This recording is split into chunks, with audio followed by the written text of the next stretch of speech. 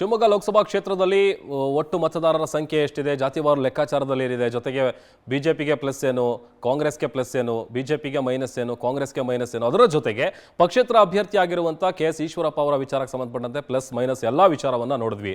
ಹಾಗಾದ್ರೆ ನಿಮ್ಮ power TV ನಡೆಸಿದಂಥ ಮೆಗಾ ಸರ್ವೆ 8 ಅಸೆಂಬ್ಲಿ ಕ್ಷೇತ್ರದಲ್ಲಿ ಯಾವ ರೀತಿಯಾದಂಥ ರೆಸ್ಪಾನ್ಸ್ ಸಿಕ್ಕಿದೆ ಅದನ್ನು ನೋಡ್ತಾ ಹೋಗೋಣ. ಶಿವಮೊಗ್ಗದ 8 ಅಸೆಂಬ್ಲಿ ಕ್ಷೇತ್ರಗಳಿಂದ ಸಖತ್ ರೆಸ್ಪಾನ್ಸ್ ಸಿಕ್ಕಿದೆ. ನಿಮ್ಮ ಪವರ್ ಟಿವಿ ನಡೆಸಿದಂಥ ಈ ಸರ್ವೆಗೆ ಕಾಲ್ ಮಾಡಿ ವೋಟ್ ಮಾಡಿ ಸಮೀಕ್ಷೆಗೆ ಬಹಳ ಉತ್ತಮ ಪ್ರತಿಕ್ರಿಯೆ ಸಿಕ್ಕಿದೆ. ಆಸ್ ಯೂಶುವಲ್ ನಿರಂತರವಾಗಿ ಕರೆಗಳನ್ನ ನಾವು ಅಟೆಂಡ್ ಮಾಡಿದ್ದೀವಿ. 8 ಕ್ಷೇತ್ರಗಳಲ್ಲಿ ಯಾವ ಪಕ್ಷಕ್ಕೆ ಹೆಚ್ಚು ವೋಟ್ ಹಾಕಿದಾನೆ ಹಾಗಾದ್ರೆ ಮತದಾರ ಪ್ರಭು. 4 ಕ್ಷೇತ್ರದಲ್ಲಿ ಬಿಜೆಪಿ ಶಾಸಕರಿದ್ದಾರೆ, 3ರಲ್ಲಿ ಕಾಂಗ್ರೆಸ್, 1ರಲ್ಲಿ JDSನ ಶಾಸಕರಿದ್ದಾರೆ. ಈ ಬಾರಿ ಕಮಲದ ಕೋಟೆಯನ್ನ ಭಗ್ನಗೊಳಿಸುತ್ತಾ ಕಾಂಗ್ರೆಸ್ ಪಕ್ಷ ಅನ್ನುವಂಥ ಪ್ರಶ್ನೆ. ಪಕ್ಷೇತರ ಅಭ್ಯರ್ಥಿಯಾಗಿ KS ಈಶ್ವರಪ್ಪ ಬಿಜೆಪಿಗೆ ಶಾಕ್ ನೀಡ್ತಾರಾ ಇಲ್ವಾ? ಶಿವಮೊಗ್ಗದ 8 ಅಸೆಂಬ್ಲಿ ಕ್ಷೇತ್ರಗಳಿಂದ ಒಟ್ಟಾರೆಯಾಗಿ ಸಖತ್ತಾದಂಥ ರೆಸ್ಪಾನ್ಸ್ ಸಿಕ್ಕಿದೆ. ಬಹಳ ಉತ್ತಮವಾದಂಥ ರೆಸ್ಪಾನ್ಸ್ ಬಂದಿದೆ.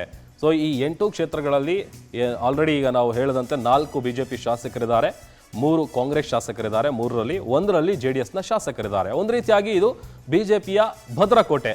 ಈ ಭದ್ರಕೋಟೆಯನ್ನ ಕೆಡವೋದ್ರಲ್ಲಿ ಅಥವಾ ನೆಲಸಮ ಮಾಡೋದ್ರಲ್ಲಿ ಈ ಬಾರಿ ಕಾಂಗ್ರೆಸ್ ಯಶಸ್ವಿ ಆಗುತ್ತಾ ಇಲ್ವಾ? ಅಥವಾ KS ಈಶ್ವರಪ್ಪ ಅವರ ಎಂಟ್ರಿಯಿಂದಾಗಿ ಇಲ್ಲಿ ಪಿಕ್ಚರ್ ಏನಾದರೂ ಚೇಂಜ್ ಆಗುತ್ತಾ? ಅದು ಬಿಜೆಪಿಗೆ ಯಾವ ರೀತಿಯಾದಂಥ ಹೊಡೆತ ಕೊಡಬಹುದು? ಈ ರೀತಿಯಾದಂಥ ಹಲವು ಪ್ರಶ್ನೆಗಳಿದೆ. ಸೊ ನಾವು ರಿಪೋರ್ಟ್ ಅನ್ನ ನಿಮ್ಮ ಮುಂದೆ ಇಡ್ತಾ ಇದ್ದೀವಿ. ಶಿವಮೊಗ್ಗ ಕ್ಷೇತ್ರದ 8 ಅಸೆಂಬ್ಲಿ ಕ್ಷೇತ್ರಗಳಿಂದ ಬಂದಂಥ ಒಟ್ಟು ಕರೆಗಳ ಸಂಖ್ಯೆ 13,929. ಅದರಲ್ಲಿ ಪುರುಷ ಮತದಾರರಿಂದ 12,757 ಮತ ಅಂದ್ರೆ ಕಾಲ್ಸ್ಗಳು ಬಂದಿರುವಂಥದ್ದು. ಮಹಿಳಾ ಮತದಾರರಿಂದ 1,172 ಕರೆಗಳನ್ನ ನಾವು ಅಟೆಂಡ್ ಮಾಡಿದ್ದೀವಿ. ಇದು ನಿಮ್ಮ ಪವರ್ ಟಿವಿ ನಡೆಸಿದಂಥ ಚುನಾವಣಾ ಪೂರ್ವ ಮೆಗಾ ಸರ್ವೆಯ ರಿಪೋರ್ಟ್. ಇದರಲ್ಲಿ ಬಿಜೆಪಿಗೆ ಬಂದ ಮತಗಳು 5,989, ಕಾಂಗ್ರೆಸ್ಗೆ ಬಂದಿರುವಂಥ ಮತಗಳು, ಅದರ ಜೊತೆಗೆ ಪಕ್ಷೇತರ ಅಭ್ಯರ್ಥಿ KS ಈಶ್ವರಪ್ಪ ಅವರಿಗೆ 3,071 ವೋಟ್ಸ್ಗಳು ಸಿಕ್ಕಿದೆ.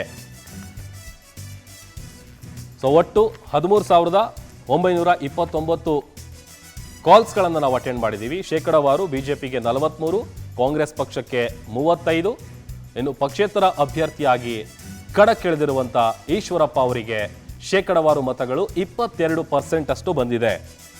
ಅಂದರೆ ಬಿಜೆಪಿಗೆ 5,989, ಕಾಂಗ್ರೆಸ್ಗೆ 4,869, ಪಕ್ಷೇತರ ಅಭ್ಯರ್ಥಿ KS ಈಶ್ವರಪ್ಪ ಅವರಿಗೆ 3,071.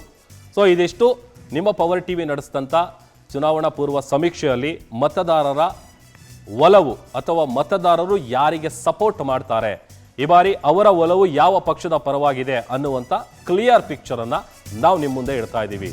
ಶಿವಮೊಗ್ಗ ಲೋಕಸಭಾ ಸಮರದಲ್ಲಿ ಬಿಜೆಪಿಯತ್ತ ಜನರ ಒಲವಿದೆ. ಬಿಜೆಪಿ ಕೋಟೆ ಭೇದಿಸುವಲ್ಲಿ ಮತ್ತೊಮ್ಮೆ ಕಾಂಗ್ರೆಸ್ ಪಕ್ಷದ ವೈಫಲ್ಯ ಇಲ್ಲಿ ಎದ್ದು ಕಾಣ್ತಾ ಇದೆ. ಪ್ರಧಾನಿ ಮೋದಿ ಹಿಂದುತ್ವದ ಅಲೆ, BSY ವರ್ಚಸ್ಸಿನ ಫಲಶ್ರುತಿ ಈ ಭಾಗದಲ್ಲಿ ಸಿಗುತ್ತೆ. ಮತ್ತೆ ಜಯಬೇರಿ ಬಾರಿಸುವತ್ತ BY ರಾಘವೇಂದ್ರ ಅವರು ದಾಪುಗಾಲನ್ನ ಇಡ್ತಾ ಇದ್ದಾರೆ ಅಂತ ನಿಮ್ಮ ಪವರ್ ಟಿವಿ ನಡೆಸಿದಂಥ ಸರ್ವೆಯಲ್ಲಿ ಗೊತ್ತಾಗ್ತಾ ಇದೆ. KS ಈಶ್ವರಪ್ಪ ಸ್ಪರ್ಧೆಯಿಂದ ಒಂದಿಷ್ಟು ಮತಗಳನ್ನ ಬಿಜೆಪಿಯಲ್ಲಿ ಲಾಸ್ ಆಗುತ್ತೆ, ಬಿಜೆಪಿಗೆ ಅಲ್ಲಿ ವೋಟ್ಗಳ ಲಾಸ್ ಆಗುತ್ತೆ.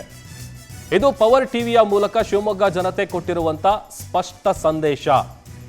ಸೊ ಈ ಬಾರಿ ನಡೆಯುವಂತ ಚುನಾವಣೆ ಏನು ತ್ರಿಕೋನ ಸ್ಪರ್ಧೆ ಆಗಿದೆಯಲ್ಲ, ಇಲ್ಲಿ ಯಾವ ರೀತಿಯಾದಂಥ ಪ್ಲಾನ್ಗಳು ಮಾಡಬೇಕು ಅಂದರೆ ಈ ಚುನಾವಣೆಯಲ್ಲಿ ಗೆಲ್ಲಬೇಕು ಅಂತ ಅಂದರೆ ಒಂದು ಕಡೆ ಬಿಜೆಪಿ, ಒಂದು ಕಡೆ ಕಾಂಗ್ರೆಸ್, ಮತ್ತೊಂದು ಕಡೆ ಪಕ್ಷೇತರ ಅಭ್ಯರ್ಥಿ ಆಗಿರುವಂಥ KS ಈಶ್ವರಪ್ಪ, ಇವರು 3 ಜನರ ಪರವಾಗಿ ಎಷ್ಟೆಷ್ಟು ಶೇಕಡವಾರು ಮತಗಳು ಬಂದಿದೆ, ಅದರ ಜೊತೆಗೆ ಎಷ್ಟು ವೋಟ್ಸ್ಗಳು ಅವ್ರಿಗೆ ಸಿಕ್ಕಿದೆ ಅನ್ನುವಂಥದ್ದನ್ನು ನಾವು ನೋಡ್ತಾ ಇದ್ರೆ ಇಲ್ಲಿ ಬಿಜೆಪಿಯ ಪರವಾಗಿ ಈ ಭಾಗದ ಮತದಾರರ ಒಲವಿದೆ ಅನ್ನುವಂಥದ್ದು ಬಹಳ ಕ್ಲಿಯರ್ ಆಗಿ ಗೊತ್ತಾಗ್ತಾ ಇದೆ.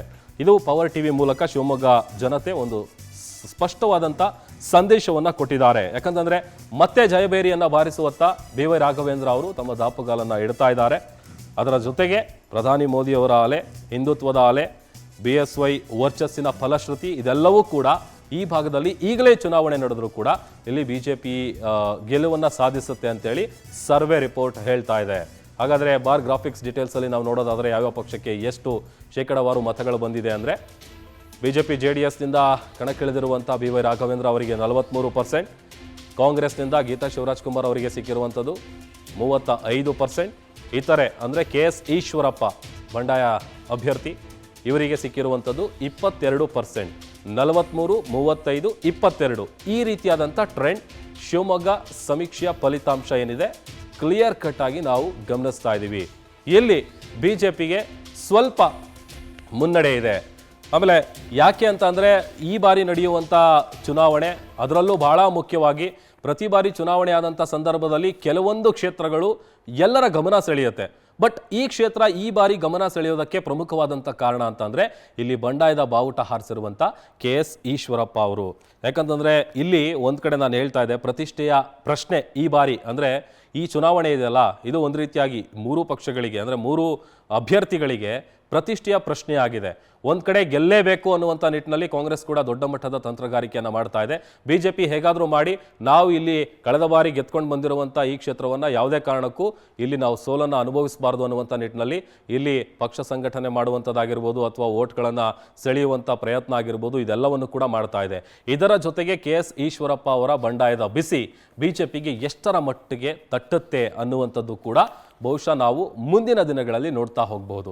ಬಟ್ ಈಗಿರುವ ಟ್ರೆಂಡ್ನ ಪ್ರಕಾರ ಈ ಭಾಗದಲ್ಲಿ ಈಗಲೇ ಚುನಾವಣೆ ನಡೆದರೂ ಕೂಡ ಬಿಜೆಪಿಯ ಅಭ್ಯರ್ಥಿಗೆ ನಾವು ವೋಟನ್ನು ಹಾಕ್ತೀವಿ. ಯಾಕಂತಂದರೆ ಈ 43% ಏನು ಅವರಿಗೆ ಶೇಕಡಾವಾರು ಮತ ಸಿಕ್ಕಿದೆಯಲ್ಲ, ಇದನ್ನು ನೋಡ್ತಾ ಇದ್ರೇ ಗೊತ್ತಾಗುತ್ತೆ ಈ ಬಾರಿ. ಬಟ್ ಆದರೂ ಕೂಡ ಇಲ್ಲಿ ಈಶ್ವರಪ್ಪ ಅವರ ವಿಚಾರದಲ್ಲಿ ಏನು ಬೆಳವಣಿಗೆ ಆಗುತ್ತೆ, ಅದು ಯಾವ ರೀತಿಯಾದಂಥ ಹೊಡೆತ ಬೀಳುತ್ತೆ ಅನ್ನುವಂಥದ್ದನ್ನು ಬಹುಶಃ ನಾವು ಆ ನಂತರದಲ್ಲಿ ಗಮನಿಸ್ತಾ ಹೋಗಬಹುದು.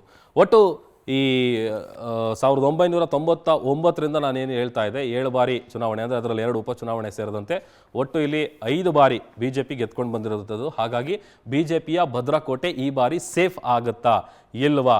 ಯಾಕಂತಂದರೆ ಕಳೆದ ಬಾರಿ ಆದಂಥ ವಿಧಾನಸಭೆ ಚುನಾವಣೆಯ ಸೋಲಿದೆ, ಅದರ ನಂತರದಲ್ಲಿ ಬಿಜೆಪಿ ಒಂದಷ್ಟು ವಿಚಾರಗಳಲ್ಲಿ ಬದಲಾವಣೆಯನ್ನು ಮಾಡಿಕೊಂಡು ಈ ಬಾರಿ ಲೋಕಸಮರದಲ್ಲಿ ಕಣಕ್ಕಿಳಿಯುವಂಥ ಕೆಲಸಕ್ಕೆ ಆ ಒಂದು ಮಿಸ್ಟೇಕ್ಗಳು ಆಗಬಾರ್ದು ಅನ್ನುವಂಥ ನಿಟ್ಟಿನಲ್ಲಿ ಅಳೆದು ತೂಗಿ ಹೆಜ್ಜೆಯನ್ನು ಇಡುವಂಥ ಕೆಲಸವನ್ನು ಬಿಜೆಪಿ ಮಾಡ್ತಾ ಇದೆ.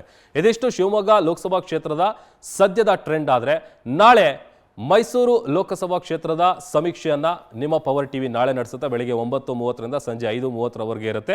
ನೀವು ಕಾಲ್ ಮಾಡಬಹುದು. ನೀವು ಯಾವ ಅಭ್ಯರ್ಥಿಗೆ ನಿಮ್ಮ ಮತವನ್ನು ನೀಡ್ತೀರಾ, ಯಾವ ಪಕ್ಷಕ್ಕೆ ನೀವು ಸಪೋರ್ಟ್ ಮಾಡ್ತೀರಾ ಅಂತ ಕರೆ ಮಾಡಿ ನಿಮ್ಮ ಆಯ್ಕೆಯನ್ನು ನೀವು ನಾಳೆ ತಿಳಿಸಬಹುದು.